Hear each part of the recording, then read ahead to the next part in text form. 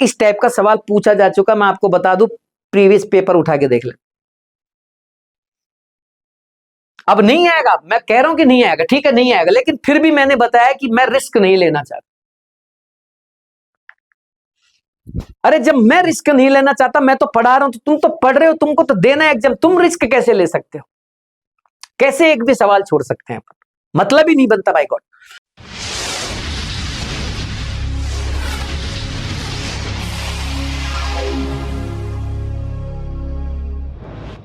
Hello बच्चों, कैसे आप? बहुत अच्छे होंगे, आई होप बहुत अच्छे से तैयारी चल रही होगी। आपको मैं आज जो पढ़ाने जा रहा हूं, जो बताने जा रहा हूं, वो है वीबीटी, वैलेंस बॉन्ड थ्योरी। मैं आपको थोड़ा सा ओवरलैपिंग के बारे में ब्रीफ करूंगा और थोड़ा सा हाइब्रिडाइजेशन के बारे में बताऊंगा, है ना। देखो दोनों टॉपिक कितने इंपॉर्टेंट हैं ये तो कहने की कोई जरूरत नहीं है, मेरे हिसाब से बहुत ही शानदार टॉपिक हैं। और एक सवाल मिनिमम आज की क्लास से आने के चांस बन रहे हैं। बहुत ही अच्छे से तैयारी करना है इस चीज की, बहुत अच्छे से समझाऊंगा, ट्रिक के साथ समझाऊंगा, बहुत ही शांति से समझना है। कोई भी बच्चा अपनी जगह नहीं छोड़ेगा, अपनी अपनी जगह पे बैठ के पूरा वीडियो शांति से देखेंगे आप। एक एक चीज समझ में आने वाली है। मिनिमम एक question, max to max 2 question इससे आ सकते हैं। बहुत ही शानदार। देखो आपको कई बार प्रॉब्लम आती है ना, हाइब्रिडाइजेशन कैसे निकालें सर, हम किसी पे तो मॉलिक्यूल पे हाइब्रिडाइजेशन निकाल लेते हैं, किसी पे निकल ही नहीं पाता। वो सारी प्रॉब्लम मैं अभी दूर कर दूंगा थोड़ी देर के अंदर। क्वेश्चन है which type of overlapping present in SO2। तो पहले ओवरलैपिंग देख लो, क्वेश्चन को बाद में देखेंगे, पहले तो सुन लो ओवरलैपिंग क्या है। बॉन्ड्स का फॉर्मेशन इलेक्ट्रॉन्स के द्वारा आप समझते हो कि जब एक एक एटम एक एक इलेक्ट्रॉन की शेयरिंग कर लेता है तो सिग्मा बॉन्ड बन जाता है।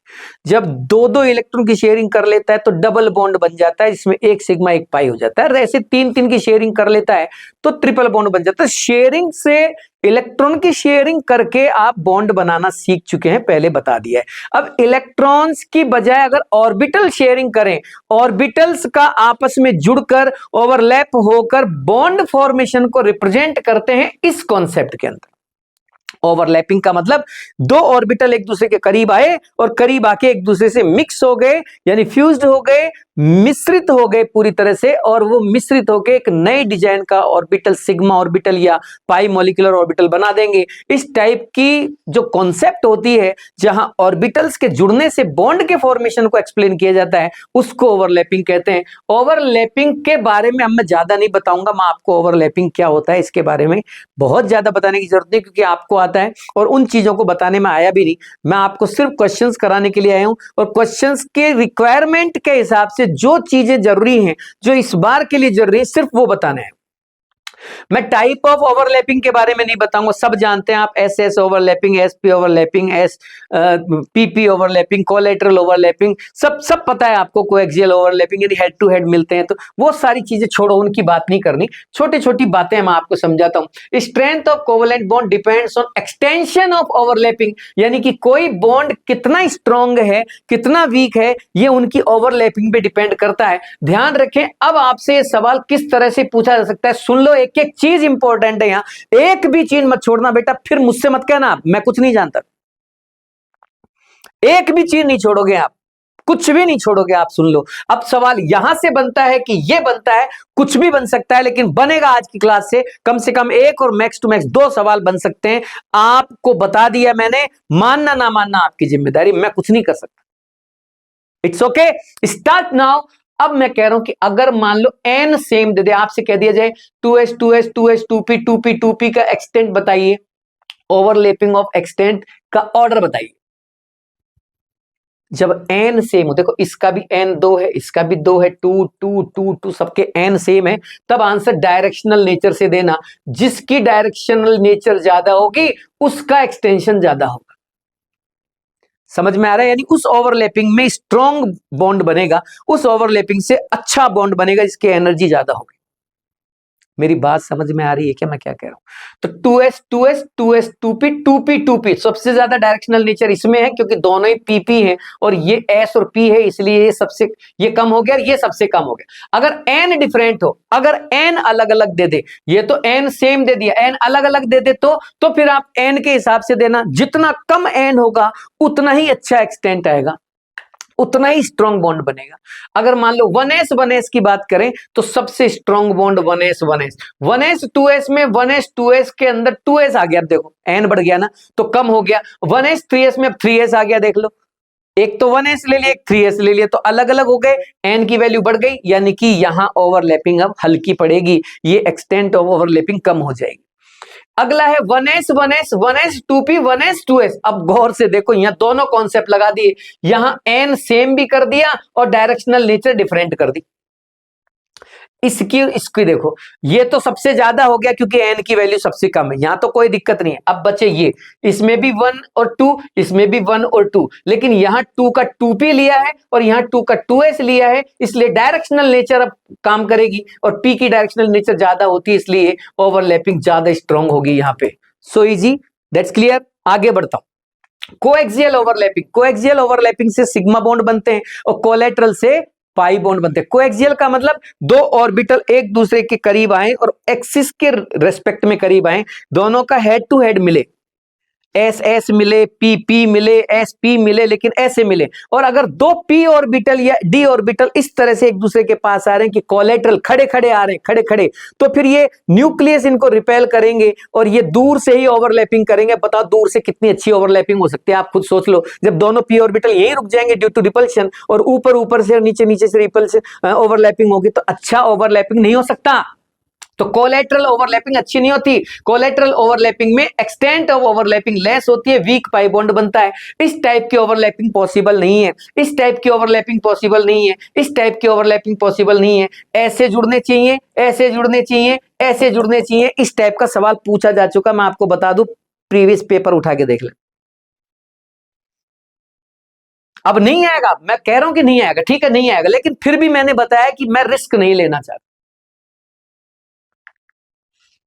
अरे जब मैं रिस्क नहीं लेना चाहता, मैं तो पढ़ा रहा हूं, तो तुम तो पढ़ रहे हो, तुमको तो देना है एग्जाम, तुम रिस्क कैसे ले सकते हो? कैसे एक भी सवाल छोड़ सकते हैं? मतलब ही नहीं बनता भाई God.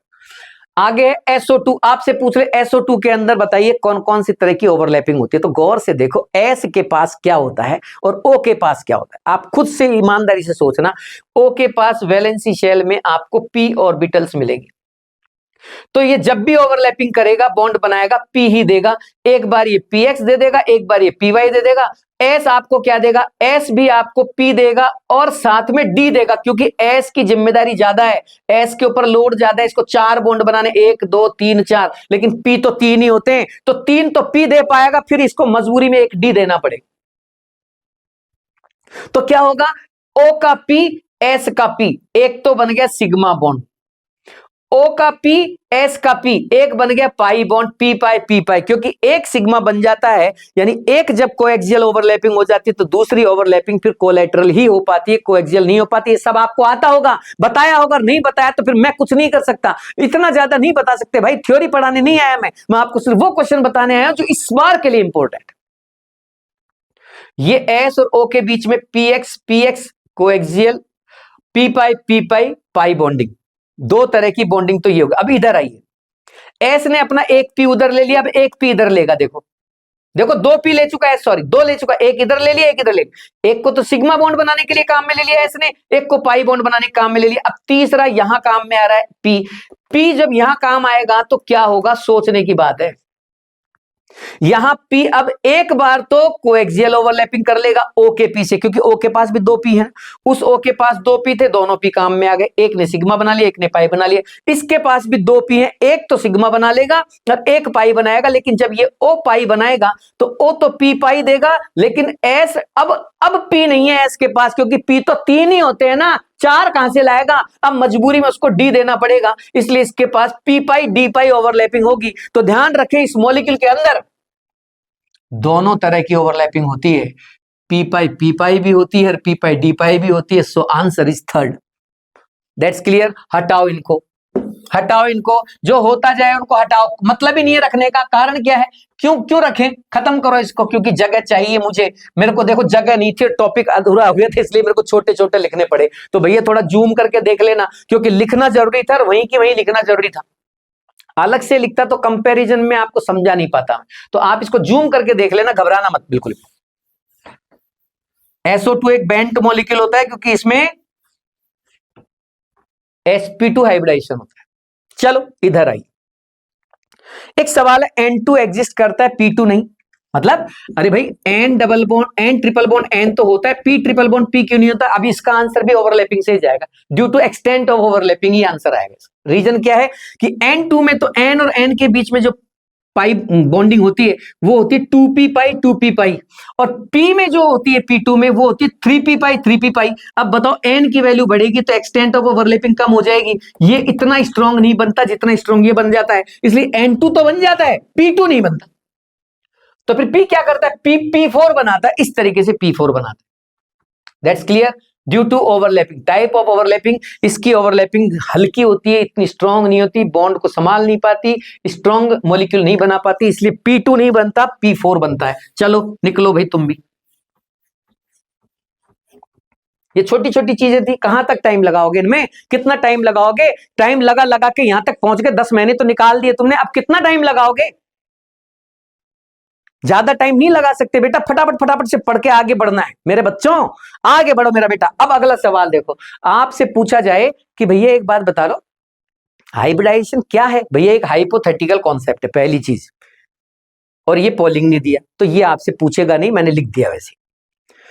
Directional property of hybridised orbital, hybridised orbitals की डायरेक्शनल प्रॉपर्टी आप खुद से सोचो, जैसे जैसे डायरेक्शनल ऑर्बिटल्स बढ़ेंगे उसकी डायरेक्शनल प्रॉपर्टी बढ़ेगी। आप देखो P एक ही था, यहाँ 2 हो गए, यहाँ 3 हो गए, यहाँ D भी आ गया, D और हो गए, तो जैसे जैसे P D बढ़ेगा वैसे वैसे डायरेक्शनल नेचर बढ़ेगी।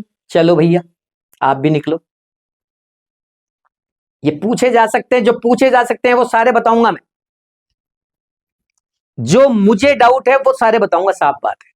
आपको लगता है कि आपका यहां आपको समझ नहीं आ रहा या आपको अच्छी नहीं लग रही चीजें, बेशक आप इसको छोड़ के दूसरा अपना काम कर सकते हैं, कोई दिक्कत नहीं है। देखो टाइम खराब नहीं करना है, बस ये नहीं है कि साहब समझ में नहीं आ रहा और चीज आपको अच्छी भी नहीं लग रही, आप लगे पड़े, कोई लेन देन नहीं, छोड़ो इसको, अपनी कॉपी पढ़ो, जो भी आपको लिखा है सर लोगों ने उसको पढ़िए और तैयार कीजिए, अपना सब्जेक्ट तैयार कीजिए, अपनी तैयारी कीजिए नीट। देखो किसी भी हालत में सिलेक्शन चाहिए, अब चाहे ये पढ़ के हो चाहे किसी और चीज को पढ़ के हो, बट सिलेक्शन होना चाहिए, मेन मकसद तो ये है मेरे बालक। अगला सवाल है नंबर, अब देखो टाइप ऑफ हाइब्रिडाइजेशन पूछा जाता है, ये खूब आता है सवाल। आपको कोई मॉलिक्यूल दे दिया, बताइए कि NH3 पे हाइब्रिडाइजेशन कौन सा होगा, बताइए H2O पे कौन सा होगा, बताइए I3- पे कौन सा होगा, बताइए SF4 पे कौन सा होगा। अब हाइब्रिडाइजेशन कैसे निकालें? टाइप ऑफ हाइब्रिडाइजेशन निकालने का सीधा सा तरीका है, हाइब्रिड ऑर्बिटल्स का पता लगा लीजिए, क्योंकि हाइब्रिड ऑर्बिटल का अगर पता लग गया तो हाइब्रिडाइजेशन का पता लग जाएगा। अगर हाइब्रिड ऑर्बिटल 2 आए तो हाइब्रिडाइजेशन sp, 3 आए तो sp2, 4 आए तो sp3, 5 हाइब्रिड ऑर्बिटल है तो sp3d। इस तरह से आपको बढ़ाते जाना है, हाइब्रिडाइजेशन का टाइप मिल जाएगा आपको। अगर ये मिल गए तो अब ये कहां से लाऊं गुरुजी, ये कहां से लाऊं? ये मैं दिलाऊंगा आपको, ये मैं दिलाऊंगा, ये निकालना सीख लो आप। हाइब्रिडाइज्ड ऑर्बिटल निकालना अगर सीख गए तो टाइप ऑफ हाइब्रिडाइजेशन निकाल लोगे, कोई रोक नहीं पाएगा आपको। कि सर कैसे कैसे निकालें, बताना चाहते। एक तरीका मैंने ये लिखा हुआ, एक तरीका मैंने ये लिखा हुआ, मैं तो दोनों में से नीचे वाले तरीके का ज्यादा इस्तेमाल करता हूं, आपको जो अच्छा लगे वो कर लेना, नीचे वाला ज्यादा अच्छा लगता है मुझे, आप चाहो जो यूज करना। पहला तरीका देखो, हाइब्रिडाइजेशन हमेशा सेंट्रल एटम पे निकाला जाता है, ध्यान रखें, कोई भी मॉलिक्यूल। सर हमको पता कैसे लगेगा सेंट्रल एटम कौन है? जो नंबर्स में कम हो, जो संख्या में कम हो, वो सेंट्रल एटम होता है। H2O में कम कौन है? O एक ही है ना, वो सेंट्रल एटम। CH4 में कम कौन है? C, वो सेंट्रल एटम। अमोनिया में कौन है? N। सर I3- में, अब I3- में तो I होगा सेंट्रल एटम, बाकी के 2 I जो है वो कोलेटरल एटम बन जाएंगे। भाई सीधी सी बात है, वो तो सराउंडिंग एटम होकर एक आई सेंट्रल बन जाएगा, तो मजबूरी है, तो एक कोई तो मानोगे आप सेंट्रल, बाकी दो को इधर उधर मान ले। अरे समझ में आ रही है? अच्छा इसको देखिए, अब मैं जो कह रहा हूं वो सुनो। सेंट्रल एटम पे हाइब्रिडाइजेशन निकाला जाता है, ऑर्गेनिक कंपाउंड, कार्बनिक कंपाउंड में कार्बन ही हमेशा सेंट्रल एटम होता है, दूसरी चीज। तीसरी चीज, जब भी सेंट्रल एटम आपको दिख जाए तो सेंट्रल एटम पे आपको क्या क्या देखना है? पहला तरीका, हाफ तो लगाना है ब्रैकेट के बाहर, बड़ा ब्रैकेट बनाना, उसके बाहर 1/2 लिख देना, 1/2। फिर सेंट्रल एटम के वैलेंसी शेल में कितने इलेक्ट्रॉन है, ये इसकी जगह लिखना। सुनते जाओ एक एक चीज को, सेंट्रल एटम के ऊपर वैलेंसी शेल में कितने इलेक्ट्रॉन, मतलब जैसे अमोनिया, अमोनिया नाइट्रोजन होती है, अमोनिया में सेंट्रल एटम नाइट्रोजन के वैलेंसी शेल में कितने इलेक्ट्रॉन होते हैं? भाई 5 होते हैं, तो 5 लिखना। जैसे NH4 है तो N के वैलेंसी शेल में 5 इलेक्ट्रॉन, मैंने 5 लिख दिया। वैलेंसी शेल जानते हो ना, सबसे बाहर वाला शेल। अरे क्या क्या बताऊं इनको मैं। अगला देखो MVA, मोनोवैलेंटिक एटम, मतलब उस सेंट्रल एटम के साथ आपने जो सराउंडिंगली एटम्स लगाए हुए हैं उनमें से मोनोवैलेंटिक मतलब एक वैलेंसी वाले एटम कितने हैं। मतलब अमोनिया है ना, अमोनिया में N पे 3 H लगे हैं, H की वैलेंसी कितनी होती है, एक होती है, तो हाँ तो 3 हो गए ना मोनोवैलेंटिक एटम। ऐसे NH4+ है, NH4+ में 4 H लगे, चारों मोनोवैलेंटिक होते ना, लिख दे 4, इसकी जगह लिख दे 4। अब लगा दे चार्ज, चार्ज में ध्यान रखना कैटायन है अगर, तो कैटायन के चार्ज का मैग्नीट्यूड तो साइन बदल के लाना है आप। कैटायन का चार्ज है तो माइनस लगा के लिखना, एनायन पे चार्ज है तो प्लस लगा के लिखना। ये कौन है बताओ, कौन है ये, कैटायन। तो कैटायन का चार्ज कितना है, +1, इसको -1 करके लिखना। दिस इज द ट्रिक, मैं कुछ नहीं कर सकता, ट्रिक है ये। और सर अगर कोई एनायन होता तो फिर मैं प्लस करके लिख देता। इसमें दिक्कत क्या आ रही है, कैटायन है तो माइनस करके लिखना है, एनायन है तो प्लस करके लिखना है उस चार्ज मैग्नीट्यूड को। जैसे NH4+ है, NH4+ में N के ऊपर वैलेंसी शेल में कितने इलेक्ट्रॉन होते हैं, 5। N के ऊपर कितने मोनोवैलेंटिक एटम लगे हुए हैं, 4। N के ऊपर कोई चार्ज है क्या, हाँ है, और नहीं होता तो मत लिखना, हो तो ही तो लिखोगे। आयन का पूछेगा तभी तो चार्ज आएगा, नहीं तो चार्ज क्यों लगाओगे आप। न्यूट्रल मॉलिक्यूल तो चार्ज नहीं आएगा, नहीं लगाना फिर अपने को। अरे इसमें पूछने की क्या बात, अब यार ये भी कोई पूछने की बात है कि चार्ज नहीं है तो मत लिखना, खत्म हो गई बात। चार्ज है तो लिख देना, पॉजिटिव चार्ज है तो निगेटिव का साइन लगा के, निगेटिव चार्ज है तो पॉजिटिव का साइन लगा के। Any doubt. अब आगे, अब मैंने सबको जोड़ा और 2 से डिवाइड कर दिया तो मेरे पास आ गया 4 का मतलब sp3 हाइब्रिडाइजेशन, एक S 3 P एक D, फिर बाकी आगे के D आएंगे, 5 तक D होते हैं। तो ऐसे आपको बढ़ते जाना है, 4 है तो एक S 3 P sp3 हो गया, और से 5 आ जाता तो sp3d हो जाता। चलो अगला देखो SO4-2, अब ये एनायन का भी एक एग्जांपल ले लिया। S है ना सेंट्रल एटम, तो 1/2 तो ब्रैकेट के बाहर लिख दिया। S के वैलेंसी शेल में 6 इलेक्ट्रॉन होते हैं। अब इसके चारों तरफ मोनोवैलेंटिक एटम कितने हैं, सर ऑक्सीजन की तो वैलेंसी 2 होती है तो मत लिख, मोनोवैलेंटिक चाहिए मुझे तो मत लिख, अब मोनोवैलेंटिक है ही नहीं तो 0 हो गए ना। ओके सर, आप तो छोटी छोटी बात पे भावुक हो जाते हो। अरे बात ही ऐसी करते हो तुम भावुक होने की, मोनोवैलेंटिक नहीं है तो मत लिख। तो फिर ये 2 कैसे है, 2 तो ये चार्ज है ना, चार्ज -2, तो माइनस के चार्ज को प्लस बना के लिखते हैं ना, बताया था ना, डिवाइडेड बाय 2, आंसर आ गया sp3। कैसा लग रहा है आपको, कैसा लग रहा है आपको, बताइए कैसा महसूस कर रहे हैं, बोलो हल्का, हल्का महसूस कर रहे हो ना, मजा आ जाएगा, एक एक चीज समझा दूंगा। टाइम मैं चाहूं तो इस बोर्ड को खत्म करने में 1 घंटे 1.5 घंटे तक पढ़ा सकता हूं, लेकिन एक बात ईमानदारी से बताइए आप, क्या वो सही होगा, नहीं वो इस टाइम सही होगा क्या, नहीं वो सही नहीं होगा, वो तो फिर आपका टाइम खराब करना होगा। जो चीज जल्दी समझी जा सकती है उनको जल्दी समझेंगे ना, क्यों टाइम खराब करेंगे, टाइम खराब नहीं करना, क्योंकि हमें और भी सब्जेक्ट पढ़ने हैं, अकेला केमिस्ट्री नहीं है जिसके भरोसे सिलेक्शन हो जाएगा। अगला एक और तरीका, एक तरीका और है नंबर ऑफ हाइब्रिड ऑर्बिटल निकालने का, वो है number of sigma bond and number of lone pair of electron on central atom, दोनों को जोड़ दो आप। मतलब क्या हुआ गुरुजी, अरे जैसे H2O में मुझे निकालना है, इनमें भी निकाल सकते हो, आयन में भी निकाल सकते हो, किसी में निकालो, सब में लगेंगे तरीके, कोई किसी में कोई दिक्कत नहीं। अब मुझे H2O पे निकालना है तो O है सिग्मा सेंट्रल एटम। अब बता O के ऊपर कितने सिग्मा बॉन्ड लगे, 2 H ही तो लगे, अरे H2O ऐसा ही तो होता है, H2O ये H2O है ना, तो 2 ही तो सिग्मा है, 2 तो सिग्मा हो गए और 2 लोन पेयर हो गए, लिख दे 2 तो sigma 2 lone pair, total 4 sp3। PCl5 5 sigma 0 lone pair, total 5 sp3d। कहां दिक्कत आ रही है, कहां दिक्कत आ रही है, कोई दिक्कत नहीं है तो काट डाल बेटा इसको, ये लो बाबूजी हटा दिया। ये तो हो गई छोटी छोटी बातें, और ये हो गए 2 छोटे छोटे सवाल, इसको भी खत्म करते हैं। Find out the number of total species which have sp2 hybridisation on central atom. Find out the total number of species which have sp2 hybridization on center atom। मैंने 4 5 6 मॉलिक्यूल यहाँ या आयन या स्पीशीज दे रखे हैं और मैं पूछ रहा हूं कि कौन कौन ऐसी है जिन पे sp2 हाइब्रिडाइजेशन। सर ये कैसे करेंगे, बाय गॉड ये तो होगा ही नहीं। क्यों नहीं होगा? अभी दो तरीके बताए थे ना मैंने, आप तो दूसरा तरीका यूज कर लिया करो, घबराओ मत बिल्कुल। Number of sigma plus number of lone pair. अब आ जा सिग्मा गिन, 3 तो सिग्मा है, 1 2 3। लोन पेयर बता, 1 लोन पेयर है, टोटल बता 4 हो गए। हाइब्रिडाइजेशन बता, sp3 हो गए गुरुजी इनमें, तो इसका मतलब आंसर 2 आवेगा बेटा। नहीं आया क्या समझ? बहुत इजी है बेटा, हाइब्रिडाइजेशन निकालना मैंने फिर भी सिखा दी। क्या जरूरत थी बताइए, मतलब क्या जरूरत थी? हाइब्रिडाइजेशन निकालना तो आ जाना चाहिए था ना अब तक। कितने टाइम से पढ़ रहे हो आपने, 11th में पढ़ा है, फिर 12th में भी इसका खूब रिवीजन किया होगा, और अब आप पढ़ रहे हो, तो अब सोचने की बात है। फिर भी मैंने चलो बता दिया कि कोई बात नहीं, बच्चों को दिक्कत ना आए।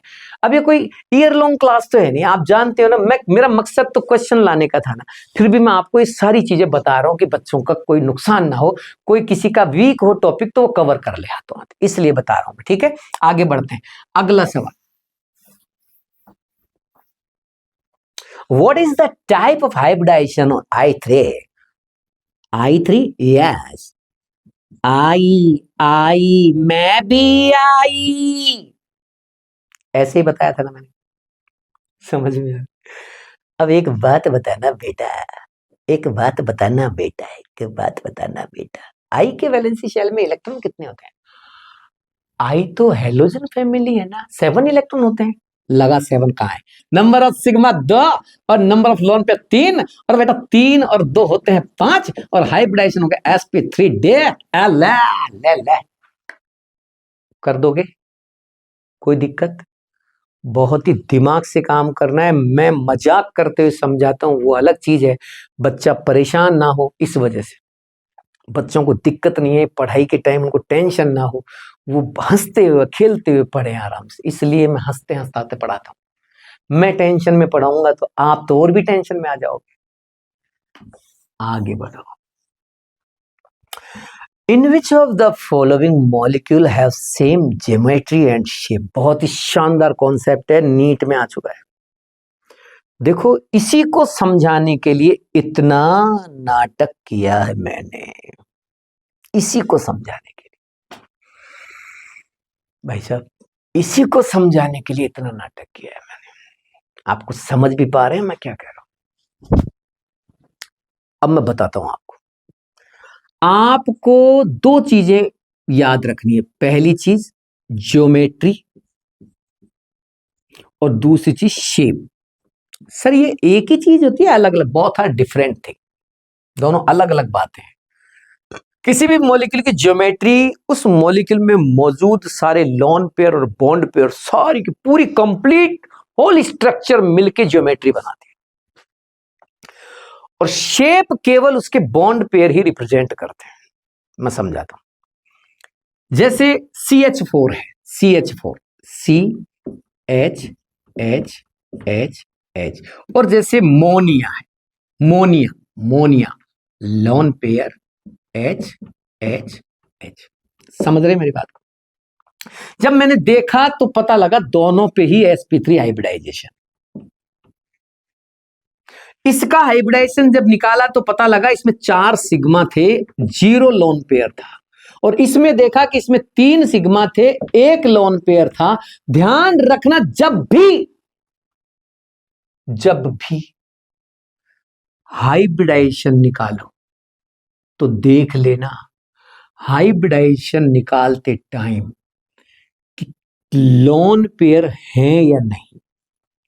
अगर लोन पेयर नहीं है तो मॉलिक्यूल की जो ज्योमेट्री है वही उसकी शेप रहेगी। आपसे कोई पूछे इसकी ज्योमेट्री बताइए, टेट्राहेड्रल, इसका शेप बताइए, टेट्राहेड्रल। लेकिन अगर एक भी लोन पेयर आ गया या एक से ज्यादा लोन पेयर आ गए तो ज्योमेट्री तो अभी भी यही रहेगी जो टाइप ऑफ हाइब्रिडाइजेशन है उसके अकॉर्डिंग, लेकिन शेप बदल जाएगी। अब ज्योमेट्री और शेप सेम नहीं रहेगी। वापस सुन लो, लोन पेयर अगर एक भी नहीं है किसी के भी चाहे वो sp3 हो, चाहे sp2 हो, चाहे sp3d हो, चाहे sp3d2 हो, चाहे sp3d3 हो, हाइब्रिडाइजेशन के टाइप को निकालते टाइम अगर सारे सिग्मा ही सिग्मा आए, लोन पेयर आए नहीं, तब तो उसकी ज्योमेट्री भी वही, शेप भी वही, जो उस हाइब्रिडाइजेशन से जुड़ी हुई है, उसके अंदर जो पड़ी जाती है वो। जैसे sp3 में आप क्या बोलते हो, हाइब्रिडाइजेशन sp3 जब होता है तो क्या बोलते हो, कौन सी ज्योमेट्री बोलते हो, टेट्राहेड्रल, तो बस यही रहेगी। अब हाइब्रिडाइजेशन हाइब्रिडाइजेशन sp3 होगा तो ज्योमेट्री तो टेट्राहेड्रल ही रहेगी, इसकी ज्योमेट्री तो टेट्राहेड्रल ही बोली जाएगी, बस इसकी शेप पूछेगा तब आप बता देना पिरामिडल शेप।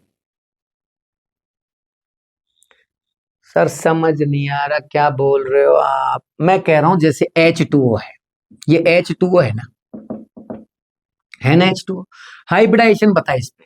सर दो तो सिग्मा हो गए, दो लोन पेयर हो गए, टोटल 4, sp3 हो गया, तो sp3 हाइब्रिडाइजेशन देखते ही ज्योमेट्री बोल देना टेट्राहेड्रल, कोई रोक नहीं सकता। ज्योमेट्री तो टाइप ऑफ हाइब्रिडाइजेशन से ही बतानी है।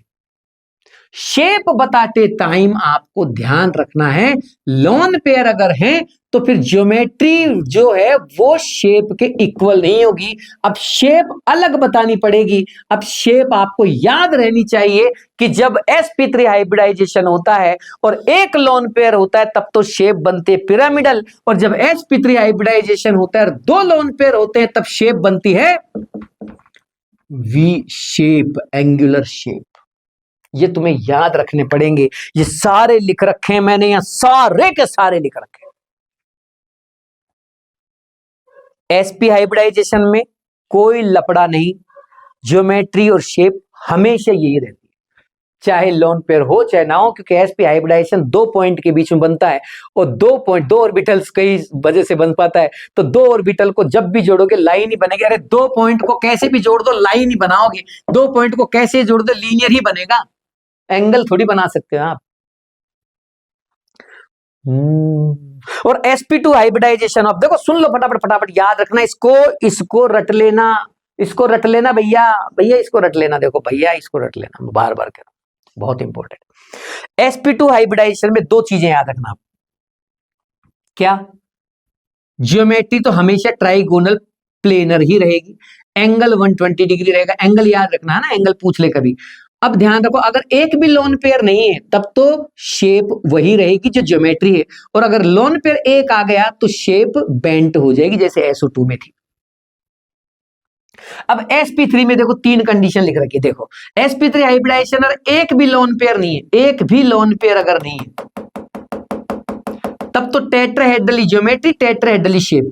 एक लोन पेयर आ गया तो टेट्राहेड्रल तो ज्योमेट्री पिरामिडल शेप, दो लोन पेयर आ गए तो टेट्राहेड्रल तो ज्योमेट्री वी शेप। sp3d पे आ जाओ, sp3d में d ऑर्बिटल आ गया, d ऑर्बिटल या dz स्क्वायर लेते हैं जो ज्यादा डायरेक्शनल है, dz स्क्वायर ले सकते हैं, dz2 बोल दो, आप कुछ भी बोल दो।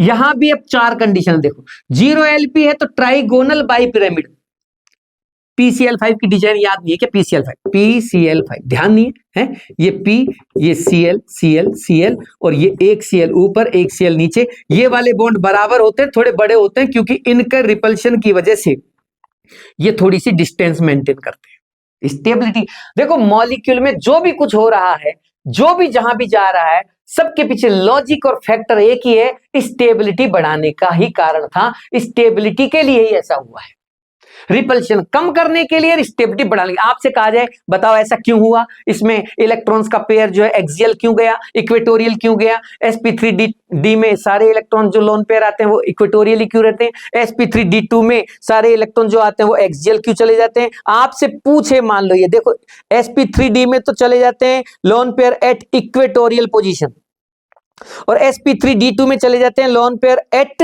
एक्सियल पोजीशन, क्यों। इसी तरह sp3d3 जब आएगा तो उसमें वापस जो है लोन पेयर इक्वेटोरियल पोजीशन पे जाएंगे, तो sp3d में इक्वेटोरियल पोजीशन, sp3d2 में एक्सियल पोजीशन, sp3d3 में इक्वेटोरियल पोजीशन। अब बात ये आती है कि क्यों इनकी जगह उल्टा कर दूं तो भी बन जाएगी स्ट्रक्चर, तो लेकिन वो स्टेबल नहीं रहेगी स्ट्रक्चर, तो वो भी सही, समझ में आ रहा है। लेकिन वो स्टेबल नहीं है, अनस्टेबल है, लेस स्टेबल है। हो सकता है वो नेचर में एग्जिस्ट ना करती हो, या हो सकता है वो करती हो बट कम।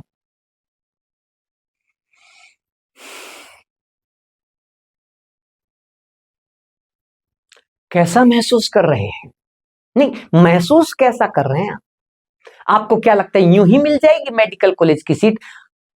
तो सही लगता है, यूं ही मिल जाएगी, लेकिन पढ़ो, पढ़ने के बाद मिलेगी, बिना पढ़े नहीं मिलेगी। sp3d हाइब्रिडाइजेशन में 4 कंडीशन है, जिनमें से एक तो लोन पेयर 0 पर है, वो तो ट्राइगोनल बाइपिरामिड होगा, ट्राइगोनल बाइपिरामिड शेप होगी, ज्योमेट्री शेप दोनों। लेकिन लोन पेयर अगर एक आ गया तो फिर वो सीसॉ शेप हो जाएगी, इर्रेगुलर टेट्राहेड्रल। देखो सीसॉ शेप या इर्रेगुलर टेट्राहेड्रल शॉर्ट में लिखा है, मैंने बोल रहा हूं इसीलिए। अगर 2 लोन पेयर है तो ज्योमेट्री तो ट्राइगोनल बाइपिरामिड रहेगी, लेकिन शेप टी शेप हो जाएगी, ऐसी ऐसी हो जाएगी, टी शेप। समझ में आ रहा है? सब आता है आपको, याद रखो उनको ना बैठी क्या समझ में। एक एटम इधर आ जाएगा, एक एटम इधर आ जाएगा, एक एटम इधर आ जाएगा, ऐसे, और बाकी जगह लोन पेयर आ जाएंगे। ये होता है टी शेप। चलो, अगर 3 लोन पेयर है sp3d2 पे, 3 लोन पेयर है, समझना 3 लोन पेयर है, तो ज्योमेट्री तो वही रहेगी, लेकिन शेप लीनियर हो जाएगी। शेप क्या हो जाएगी? लीनियर। Let's clear. लीनियर का मतलब एक ही लाइन में आ जाएंगे। जैसे ये बताइए ना, मैंने ये बता रहा हूं ना, मैं आपको यही बता रहा हूं ना। तो मैं कह रहा हूं यहां मान लो कोई एटम है ए, ये लग गया बी, ये लग गया बी, ये लग गया बी, ये लग गया बी, ये लग गया बी, तब तक तो ये है क्या, क्या बनी तब तक तो ये ट्राइगोनल बाइपिरामिड। अब मान लो लोन पेयर आ गया, एक एटम हट गया, लोन पेयर आ गया, है ना। तो वो लोन पेयर कहां लगाना है? कहां लगाना है? कहीं भी लगाओ, लेकिन लगाना यही है, लगाना है इसी पे है, इसी पे यानी इक्वेटोरियल पे। यहां लगा लो, चलो एक यहां लगा दिया, ये लग गया। अगर मान लो एक और आ गया लोन पेयर, तो फिर यहां लग जाएगा, तब तो बन जाएगा टी। देख लो, 2 लोन पेयर आ गए तो टी बन गए, ये टी बन गए। अगर 3 लोन पेयर आ गए तो एक लाइन बन जाएगी, ये बचे रहेंगे। अब पूछे कोई कि सर ये पेयर यहां की जगह यहां लगा दूं, तो लगा दे, पॉसिबल तो है, लेकिन वो स्टेबिलिटी के अकॉर्डिंग देखें तो कम स्टेबल रहेगी, इसलिए एक्सीएल पे लगाना जरूरी है। इसी तरह sp3d2 में आपको याद रखना है, 0 लोन पेयर हो तो स्क्वायर बाइपिरामिडल ऑक्टाहेड्रल स्ट्रक्चर, और सेम की सेम उसकी शेप आएगी, सेम लिखा हुआ है ऐसे है। अगर मान लीजिए एक लोन पेयर हो sp3d2 में, तो ज्योमेट्री तो वही रहेगी स्क्वायर बाइपिरामिड, लेकिन शेप स्क्वायर पिरामिड हो जाएगी, एक पिरामिड गायब हो जाएगा, स्क्वायर बाइपिरामिड ऊपर नीचे, ये तो हो गया स्क्वायर बाइपिरामिड। ठीक है। अगर मान लो एक हट गया, एक हट गया, एक लोन पेयर आ गई, यहां लोन पेयर इन पे जाएंगे, ऊपर और नीचे एक्सियल पे जाएंगे। ये एटम लगा हुआ है, मान लो बीच में ए है, यहाँ बी है, यहाँ बी है, यहाँ बी है, यहाँ बी है, ये तो यूं क्यों लगे रहेंगे, और एक जगह से हट जाएगा कौन? बी, एक लोन पेयर आ जाएगा। देखो यहां लिखा हुआ है, यहां लोन पेयर एट एक्सियल होते हैं, और dx2y2 एंड dz स्क्वायर, यहां d ऑर्बिटल्स लिए जाते हैं। 2 d की जरूरत पड़ेगी ना, sp3d2 बोल रहे हैं ना, तो 2 d चाहिए, वो ये वाले d चाहिए। कोई और डी ले लू तो फिर वही बात, कोई और डी ले लेगा तो भी हो जाएगा, लेकिन स्टेबिलिटी डाउन, बात वही स्टेबिलिटी की है, एक्सटेंट ऑफ ओवरलैपिंग की है। हमेशा यही सवाल पूछे जाते हैं, आप हमेशा गलती करते हो। दिमाग में एक ही चीज रखना है, रिपल्शन, इलेक्ट्रॉन्स के बीच के repulsion, LP LP repulsion, BP BP repulsion, LP BP repulsion. सबसे ज्यादा रिपल्शन एलपी एलपी का होता है, उससे कम एलपी बीपी का, उससे कम बीपी बीपी का। तो रिपल्शन को कम करने के लिए, अपनी स्टेबिलिटी को बढ़ाने के लिए ही मॉलिक्यूल इस तरह से अरेंजमेंट करता है अपने अंदर। अगर 2 लोन पेयर आ जाए तो 2 लोन पेयर आ जाएगा तो स्क्वायर प्लेनर स्ट्रक्चर बन जाएगी, और ज्योमेट्री वही रहेगी, स्क्वायर बाइपिरामिड। अगर मान लीजिए sp3d2 हो तो sp3d2 अगर हो, d2 तो हो गया ना, सॉरी sp3d3, तो इसके अंदर अब देखो IF7 को देखो आप, 1 2 3 4 5, देखो इस तरह से पेंटागोनल बायपिरामिड बनेगा, एक ऊपर चला जाएगा, एक नीचे, F F F F F F F, ऊपर से भी जुड़ेंगे, नीचे से भी जुड़ेंगे, पेंटागोनल बायपिरामिड बन जाएगा sp3d3 में। IF7 इसका एग्जाम्पल।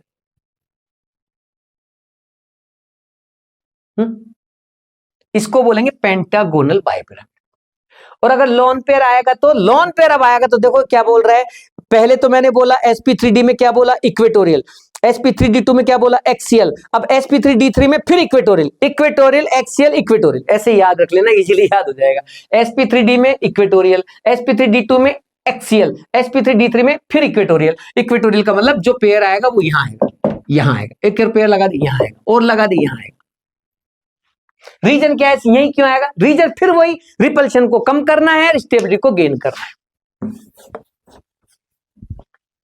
कैसा लग रहा है आज की क्लास? 2 सवाल, मानना ना मानना आपके हाथ में है।